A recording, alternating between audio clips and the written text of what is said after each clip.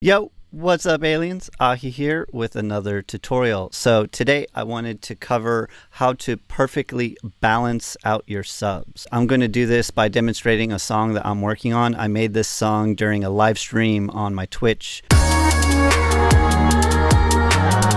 it's got a really cool bass line in there, but like the difference in the levels between like the verses and the drops is a little bit different, and so I just wanted to show you how I go about fixing that.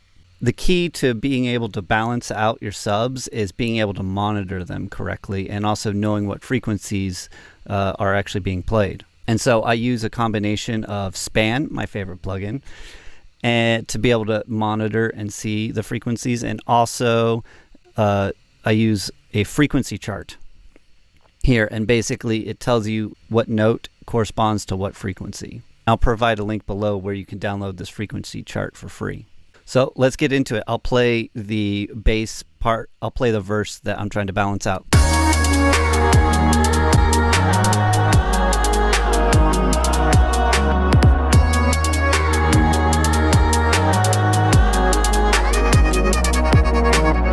The main line that I'm looking at here is this -30 line. So you can see over here on the right hand side, it lists all these things here at this -30 thing. This is just, I've come to these conclusions from just watching tons of other tracks and observing the balance and levels of other tracks. And generally subs in other tracks that I really like are usually resting between -30 and this -24 mark. And also I've noticed these things from playing out on large sound systems at festivals and clubs and whatnot, how to find this balance where like the sub is nice and hitting, but it's not drowning out all the rest of the sounds. I'll play this and I'll freeze the...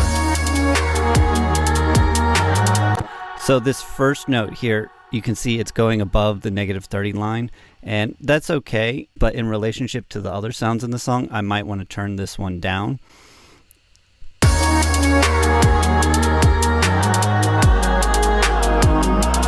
And you can see this bass note here, it's just barely, it's not even reaching the -30 line, so I'd want to turn that up. So how would I go about doing that?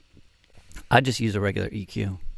I'd throw my EQ8 on there. So this first note that's going up above, it's a D sharp. So I'm going to go over here to my chart. So it's this 77.8 hertz. We can see in the top right corner of Span up here that it is indeed around 77.8 hertz. This chart's a little bit more specific. So what I'm going to do is here on my bass track, I'm going to type in 77.8, and I'm going to turn up the Q all the way, and then I'm going to turn down the gain a little bit and balance that out. Let's also look at that lower note that wasn't loud enough. I believe that was this G sharp. So we'll look up G sharp on the frequency chart, and it is 51.9 hertz. So we'll come in here to the EQ and we'll type in 51.9. Now we'll boost this one. I'm going to boost it a little bit more than we ducked the other one because to get the volume up. Let's see how that affected the sub bass.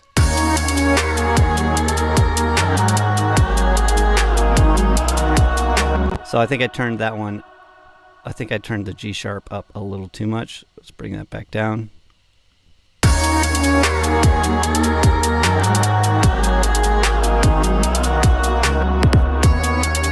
Yeah.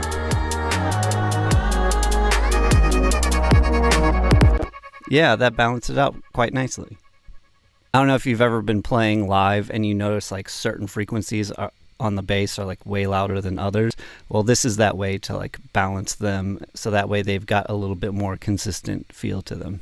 Now I think that's worked for the verse. Let's listen to the drop. Hey!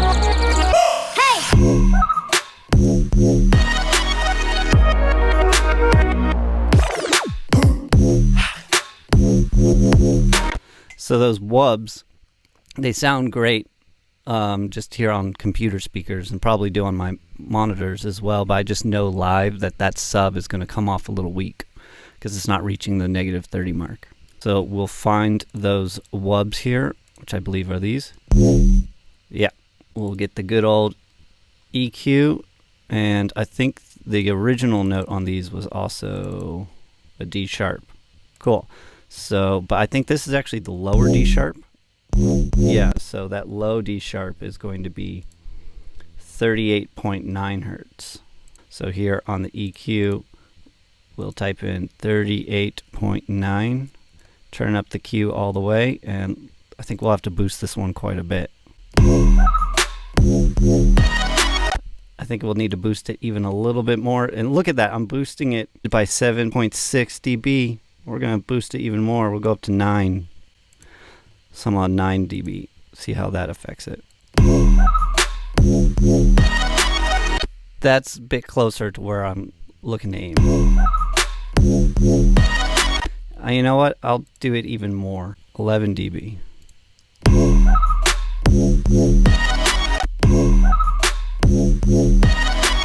Yeah, that's hitting over the -30 there. That's looking much better. I might want to pull down some of those higher overtones in this sound as well.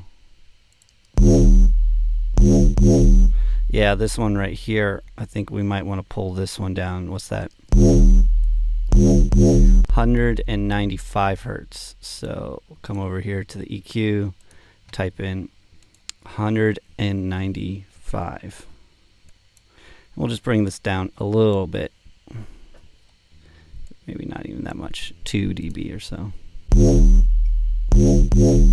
Yeah, that balances it out a little bit more. You see it's not, you can see that it's reaching just over the -30 line, which is okay, but generally you don't want to have too many things poking out all at once above the -30 line, because that's where it's just, anything over the -30 line is going to be super apparent in the mix. And so usually you want to give some sort of lead sound or something like that in that area, or just whatever is your like lead element, which in this case there's like no other sound happening, so it's okay. But I've seen some like mid basses where like it's spiking up to here past to like -21, and then when you hear it on loudspeakers it just sounds like really muddy and super MIDI, and you're just like, I don't know, it's not right. Something I want to hone in is the fact that no one in mixing school would ever tell you, oh yeah, find the specific frequency and boost it by 11 dB.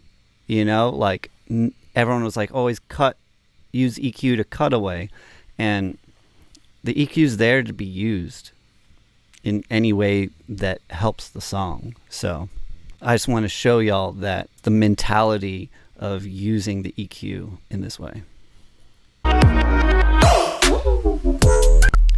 Yeah, that whoa. I think the bass on that could come up. But that's like descending down in pitch. So what I'm going to do is, let's see if I can achieve this. I don't know if this will actually work, but we'll try it out. We're going to use this low shelf. I'm going to turn up the Q quite a bit, and I'm just going to boost this whole low end below 100 hertz, and let's see how that... Oh yeah, that worked really well actually.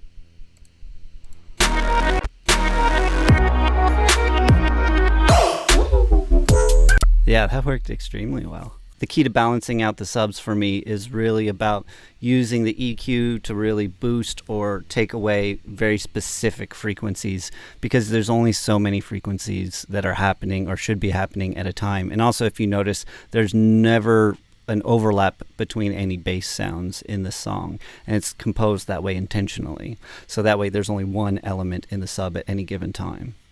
And that is how I balance my subs. Now, before I go, I want to show y'all a few of my personal Ableton racks. I'll provide a link below where you can get them as well. I use my Magic Box to really bring it out in the mix, so check it out. See how that bird sounds really soft? Now I'll just throw on the Magic Box.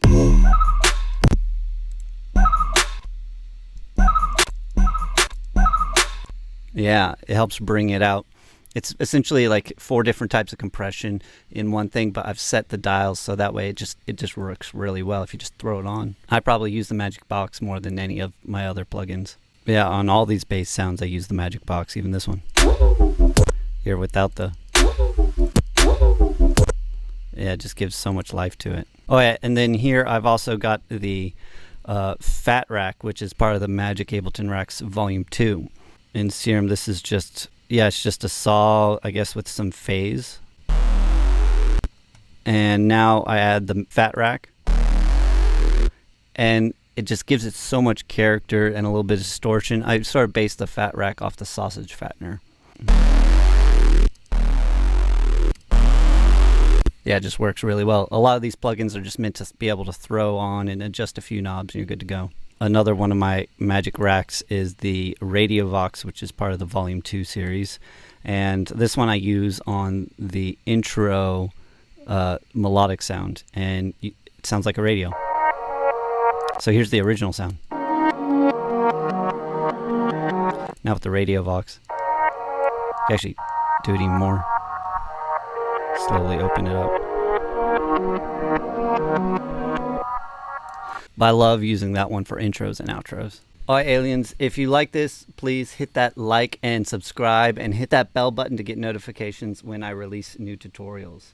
So also I wanted to let y'all know that at the time of releasing this video, the week before, I released a new single called Right Now with the group Lynx. Like the super gnarly bass and lots of complex sound design mixed in with these like super emotional vocals. And I'll provide a link below of where y'all can get that song. Alright, till next time. Peace, aliens.